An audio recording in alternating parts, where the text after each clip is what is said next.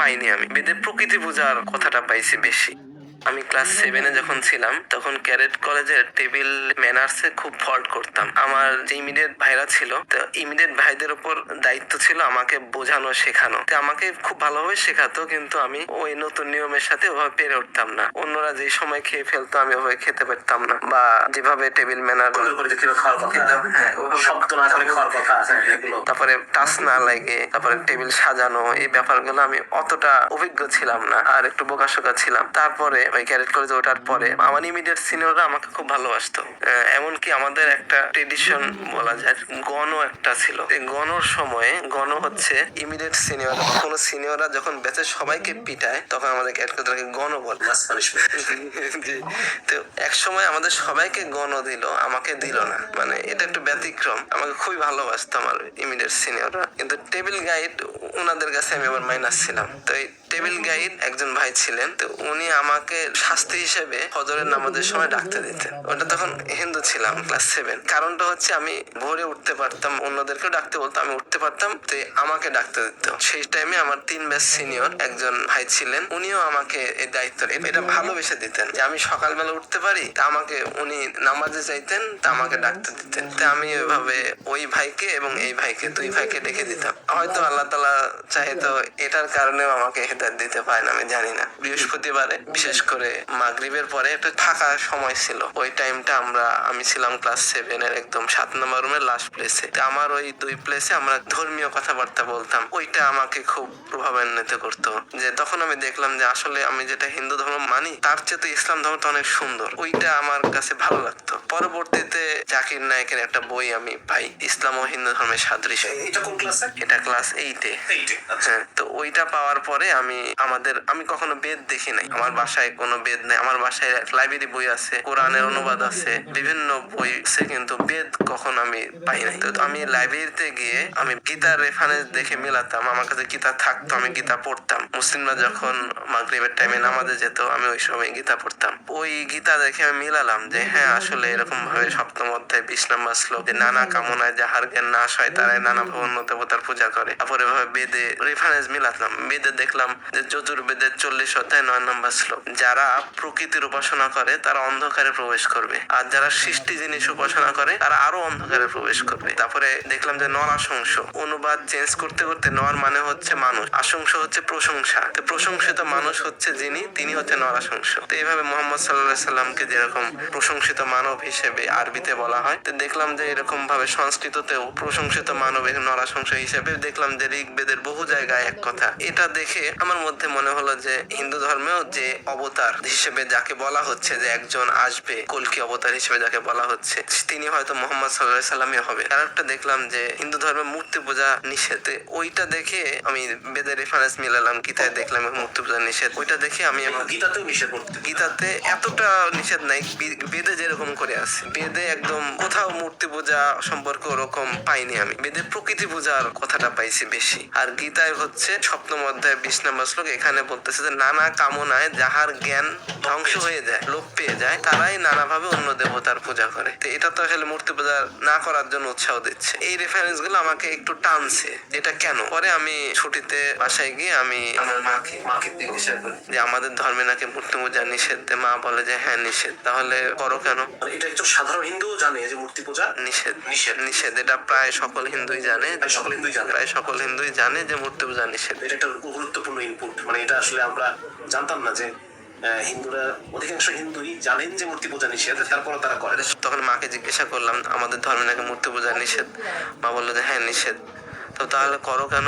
বাপ দাদা করে আসছে তাই করি। এইটা শুনে আমার মনের মধ্যে দৃঢ় সংকল্প হলো যে আমি খাঁটি হিন্দু হব। আমার বাপ দাদা মূর্তি পূজা করুক বা না করুক, হিন্দু ধর্মের মূর্তি পূজা নিষেধ, আমি মূর্তি পূজা করবো না। আরো একটু পড়াশোনা করলাম। আমি ওই লাইব্রেরিতে গিয়ে পড়তাম, কলেজ লাইব্রেরিতে গিয়ে কোরআনের বাংলা অনুবাদটা আমাকে প্রথমে এক ভাই জানালেন, খাঁটি হিন্দু হলে হবে না, আল্লাহর কাছে একমাত্র মনোনীত দিন হচ্ছে ইসলাম। ইসলাম ছাড়া অন্য কোনো ধর্ম তুমি যদি মানো, কখনো তা গ্রহণযোগ্য হবে না, চিরস্থায়ী জাহান্নামে জাহান্নামে যেতে হবে। এইটা আমি আমার কাছে খুবই খারাপ লাগলো, কারণ আমার বাবা নিরামিষ ভোজী, তিনি কোনো আমিষ খান না। এলাকার মধ্যে অন্যতম ধার্মিক হিসেবে আমার বাবা পরিচিত আছেন এখনো। পরিবারগত ভাবেই আমি ধার্মিক হিসেবে ছোটবেলা থেকেই ধর্মভীরু হিসেবে আমি বড় হয়েছিলাম। এরকম আমি বহু সাধকদের দেখেছি যারা নিরামিষ খান না, অন্য কারো হাতে খান না, এমনকি অনেক ভালো ভালো কোয়ালিটি তাদের মধ্যে আছে, অনেক ভালো ভালো নৈতিক গুণ আছে, এমনকি ঈশ্বরীয় উপাসনার ক্ষেত্রে তারা অনেক এগিয়ে। অনেক মুসলমানদেরকে এত স্যাক্রিফাইস করতে আমি দেখিনি। মানে এমনকি যে মুসলমানরা যতটা আমরা বাহ্যিক ভাবে আমি আমার চোখে যতটুকু দেখছি, হিন্দুরা তো তার চেয়ে অনেক বেশি স্যাক্রিফাইস করে অনেক ক্ষেত্রে, অনেকের চেয়ে। খুবই আমার খারাপ লাগে এটা কিভাবে হয়। পরবর্তীতে আমার এই বিশ্বাস ছিল বেদও আল্লাহর বাণী, গীতাও আল্লাহর বাণী, কোরআনও আল্লাহর বাণী। কোরআন যখন পড়ি তখন আমার কাছে একটা অন্যরকম অনুভূতি আসলো। এর আগে আমি রামায়ণ, মহাভারত, গীতা পড়েছি, কিন্তু ওইখানকার যে কথা কোরআনের বাংলা অনুবাদ আমাকে অন্য একটা অনুভূতি এনে দিল, যে সরাসরি সৃষ্টিকর্তা মানুষকে বলতেছেন যে এটা এমন এক কিতাব, শুরুতে এরকম, এটা এমন এক কিতাব যাতে কোনো সন্দেহ নেই, সূচনাতে এরকম।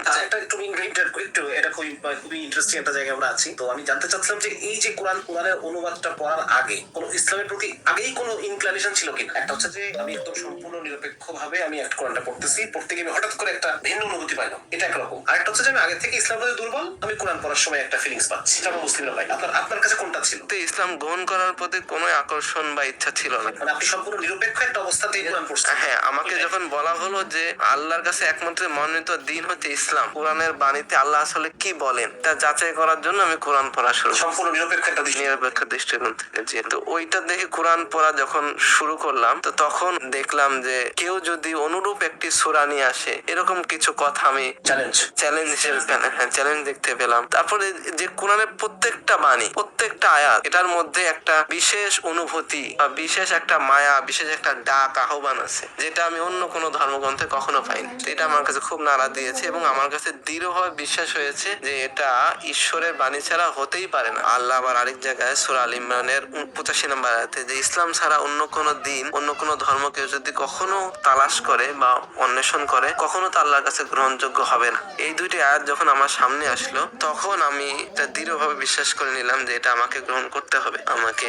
যে ইসলাম গ্রহণ করতে হবে, যে এখনই যে আমাকে ইসলাম গ্রহণ করতে হবে এটা আমার বুঝতে পারি না। বলা হয়েছিল যে তুমি যখন বড় হবে তখন ইসলাম গ্রহণ করো।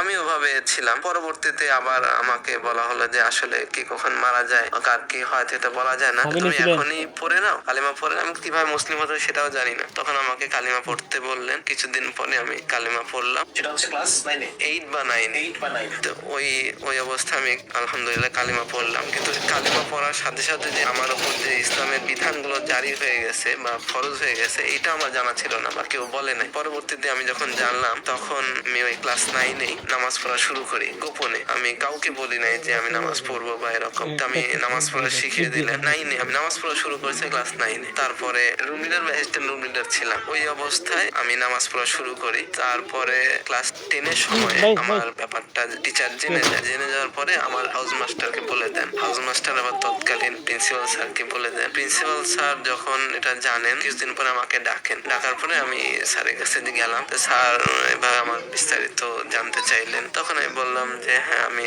নিজ থেকে ইসলাম গ্রহণ করেছি এবং আমার এটা ভালো লাগে। তো উনি আমাকে নামাজ পড়তে নিষেধ করলেন। তখন আমি নামাজ পড়লাম না, ছেড়ে দিলাম। এবং ওই সময় আমার একজন বাংলা টিচার ছিলেন হিন্দু, উনিও একটু আমার উপর অন্যায় করলেন আর কি, আমি কেন এটা করি ধর্মাকর করলেন। তখন থেকে আমার টিচার আমাকে ইসলাম পালন না করার জন্য উৎসাহ দিত। আমি যাতে ইসলাম পালন না করি। বাকিরা যখন জুম্মার নামাজে যায়, আমি ধরেন বুখারী শরীফ পড়তেছি শুয়ে শুয়ে, ওই টাইমে টিচার আসলে এসে বলছে এটা কেন পড়ো, এটা পড়বে না। মুসলিম টিচার। তারপরে যখন এক্সামিনি টাইম হয়, এসএসসি এক্সামিনি, তো ওই টাইমে মানে একটা ট্রেডিশন বলা যায় বা নিয়ম, আমাদের ব্যাচের প্রায় সবাই নামাজ পড়ে। আমরা বলতে হচ্ছে মৌসুমী নামাজি। পরীক্ষার সময় দৌড়ে ফজরের নামাজে যাচ্ছে, মৌসুমী নামাজি। একদম প্রায় সবাই নামাজ পড়ে, এখন আমি পড়ি না। ওই একটা অনুভূতি যখন আসলো, তখন আমি আর নামাজ পড়া শুরু করলাম আল্লাহর রহমতে। তখন থেকে নামাজ কাজা করি নাই। ভালো সময় ছিল। ফজরের নামাজ এভাবে তাওয়েল পেঁচিয়ে যেতাম। আমি একটা দাওয়াতি একটা মেজাজ ছিল আমার। আমি যখন এক্সামিনি 10 বা এক্সামিনি, তখন আমি বোর্ডের ডান পাশে, হোয়াইট বোর্ড ছিল, হোয়াইট বোর্ডের ডান পাশে আমি একটা করে হাদিস লিখে রাখতাম। তো ওই টিচার এসে বলতো যে এই কাজটা ও করছে। তারপরে দাওয়াত দিতাম জুনিয়রদেরকে, এটা বলতো যে হচ্ছে ভারতের রয়্যাল লোক।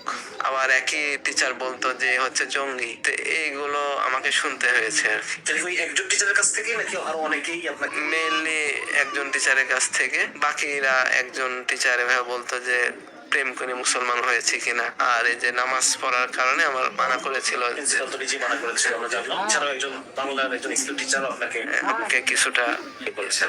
আচ্ছা, তারপরে আমরা দর্শকদের জানতে পারলাম যে আসলে একই রকম ভাবে যে আমাদের মুসলিম কমিউনিটি মানে মুসলিমদের মধ্যেও তো আসলে কাজে মুসলমান এবং নামে মুসলমানের মধ্যে পার্থক্য আছে না? বিশেষ করে নামে মুসলমান যে অংশটা আমরা আছি, আমরা দেখা যাচ্ছে যে এইগুলো ক্ষেত্রে যেমন এর আগের সাক্ষাৎকারে আমরা দেখেছি যে তুই তো আমাকে লজ্জায় ফেলে দিস, আমাদেরকে লজ্জায় ফেলে দিস। মানে একজন মুসলিমের ইসলাম পালন, এই পালনের যে শক্তি, এই শক্তিটা আসলে আমাদেরকে লজ্জায় ফেলে দেয়। হ্যাঁ, তো এটা বারবার তাদের দিকে একইভাবে বারবার এটাকে করা হয় এবং এর সাথে নামাজ পড়াটা বা দেখা যাচ্ছে যে দাওয়াতি কার্যক্রমকে তো জঙ্গি দৃষ্টিতে এটা আগে থেকে ওয়ারেন্টেড ন্যারেটিভ, যদিও এই ন্যারেটিভটা এখন অনেক দুর্বল। এখন অনেকেই এটাকে মানে এই ন্যারেটিভটাকে এত পাত্তা দেয় না। এখন অনেকেই যে আমেরিকার জঙ্গি শব্দটাকে ইসলামের সাথে বারবার অ্যাটাচ করা, এই বিষয়টা এখন অনেকটাই লঘু হয়ে গেছে। ক্লাস 12 পর্যন্ত কোনো সমস্যা হয়নি ক্যাডেট কলেজে। পরবর্তীতে আমি যখন ঢাকা বিশ্ববিদ্যালয়ে পড়াশোনা করি, মাস্টার্স চলাকালীন সময় আমার ব্যাপারটা জানাজানি হয়ে যায়। তখন বাসায় জেনে গেছে ব্যাপারটা, তখন আমার বাবা হঠাৎ করে আমার হলে চলে আসে। তো হলে চলে আসলে আমি ব্যাপারটা ক্লিয়ার করি এবং আমার এভিডেভিটটা দেখাই। তো ওইটা দেখে আমার বাবা কাঁদতে কাঁদতে ওখান থেকে চলে যান এবং এরপর থেকে আমার আর বাসায় যাওয়া হয়নি। এর পরবর্তীতে আমার বাবা আমাকে বিভিন্ন সময় বিভিন্ন ভাবে বোঝানোর চেষ্টা করছে, পণ্ডিতদের নিয়ে আসছেন। এভাবে প্রথমে আমাদের ডিবেট হয়েছে এরকম ভাবে ময়মনসিংহের গারো পাহাড়ের কাছে এক জায়গায় বর্ডার এলাকায় আমাকে নিয়ে যায়। তো এখানে আমার মোবাইল টোবাইল সব কেড়ে নেয়। মোবাইল নিয়ে আমাকে এক জায়গায় মোটরসাইকেলে করে এক জায়গায় নিয়ে যায়, বলছে যে হয় আমি মুসলমান হব না স্যার তুই হিন্দু হবে। আমি তো খুশি মনে নিচ্ছি যে ডিবেট হবে একটা। পরবর্তীতে ডিবেট হয় কিন্তু কেউ কারো পক্ষ ছাড়তে রাজি হয় না। পরবর্তীতে আমাকে আটকে ওইখানে পণ্ডিতদেরকে নিয়ে আসে। আমি জানি না ওটা কার লোক, তারা বিভিন্ন ভাবে ইসলামকে কটূক্তি করে, আল্লাহকে কটূক্তি করে। এটা আমার কাছে খুবই খারাপ লাগে। এটা আমি স্বীকার করি যে এটা আমার বিশ্বাস। পরবর্তীতে ওইখান থেকে আমি পালিয়ে চলে আসি। এখন পর্যন্ত বাসায় যাওয়া হয় না। আলহামদুলিল্লাহ ভালো আছি। সকল মুসলিম ভাইরা বোনেরা যাতে ইসলাম গ্রহণ করার কারণে বাধা বিপত্তি বা দুনিয়াবি কোনো পেরেশানি বা দুনিয়াবি কোনো অভাবের কারণে যাতে ইসলাম গ্রহণের মতো একটা বড় নিয়ামত থেকে বঞ্চিত না হয়, এরকম একটা ফিকির আমাদের মধ্যে আছে। এতে আমরা এরকম ভাবে চেষ্টা করেছি যে মুসলিম কাউন্সিলিং সেন্টার নামে একটি প্রতিষ্ঠান এমন একটি দাঁড় করা হোক, বা এটা যত রকম ইসলাম গ্রহণ করার কারণে যত রকম বাধা বিপত্তি বা দুনিয়াবি যে সমস্যাগুলো থাকতে পারে, যেমন ইসলামে আসার পরে তার থাকা বা তার দিন শিক্ষা। আমি যেমন একটা জিনিস এখানে বলতে হচ্ছে, আমি যে ইসলাম যে সত্য এই জিনিসটা বুঝতে আমার 5 দিনও লাগে নাই, কিন্তু ইসলামের কোনটি মানবো, হাত উপরে বাঁধবো না নিচে বাঁধবো, তফিয়াদিন করতে হবে না, এটা আমি 5-10 বছরেও বুঝি নাই। এই জিনিসটা মানে বিভিন্ন রকমের বই টই পড়ে আমি এটা কোনটা করবো কোনটা কনফিউজড হয়ে গিয়েছিলাম, কোনটা করবো না। তো এইটা যাতে আমার ভাইরা বোনেরা যাতে অসুবিধা না হয়, দিন যে সহজ, দিনের মধ্যে যে কোনো বাড়াবাড়ি বা ছাড়াছাড়ি নাই, যাতে তারা দিন শিখতে পারে, তাদের যাতে নিরাপত্তার একটি ব্যবস্থা হতে পারে। তো এইরকম একটা ফিকির আমরা কয়েকজন ভাই মিলে করতেছি, যেখানে মুসলিমরা তাদের যত রকম আমাদের সাধ্য মতো ছোট্ট পরিসরে যত রকম ভাবে তাদের এভিডেভিট যেটা আইনগত ভাবে দরকার, পাশাপাশি কিছু যদি নাম পরিবর্তনের ব্যাপারে যে কিভাবে কি করতে হয়, তো এইটার পরামর্শ দেয়া, বা দিন মানার ক্ষেত্রে কি করলে ভালো হয় বা পড়াশোনার ক্ষেত্রে কি করলে ভালো হয়, এটা আমরা ছোট্ট পরিসরে পরামর্শ বিষয়ক একটি মুসলিম কাউন্সিল নামে একটি প্রতিষ্ঠান শুরু করেছি। আপনি দোয়া করবেন ইনশাআল্লাহ।